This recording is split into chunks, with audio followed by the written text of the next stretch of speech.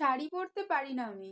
YouTube দেখে ১ ঘন্টা চেষ্টা করে অনেক কষ্ট করে শাড়ি পরলাম। তারপর হাতে সময় রেখে নিজেকে খুব সুন্দর করে সাজালাম। নিজের কাছে নিজেকে খুবই সুন্দর লাগছিল। ভাবলাম সে অফিস থেকে আসলে তাকে সারপ্রাইজ দেব।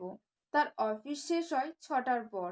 বাট সে দেরি করছে দেখে তাকে ফোন করলাম। কিন্তু বলল দেরি হবে আসতে। তারপর ১০টার দিকে বাড়ি আসলো। আমি সেই সন্ধ্যা থেকে তার জন্য শাড়ি পরে বসে থাকলাম। বাসায় এসে দরজা খোলার সাথে সাথে বলল, এত সেজে আছো কিসের জন্য এত রাতে? তারপর রুমে ঢুকে ল্যাপটপটা নিয়ে বসলো, কিন্তু আমার দিকে একবারও তাকালো না। আমি কি বেহায়া! তারপরও শাড়ি পরে কিছুক্ষণ ওর সামনে ঘোরাঘুরি করলাম। ভাবলাম হয়তো কিছু বলবে, হয়তো আমার দিকে তাকাবে। বাট ও আমার দিকে একবারও তাকালোই না। তারপর আর কি, বাথরুমে গিয়ে আয়নার সামনে দাঁড়িয়ে দাঁড়িয়ে নিজের জন্য একটু কান্না করে চলে আসলাম।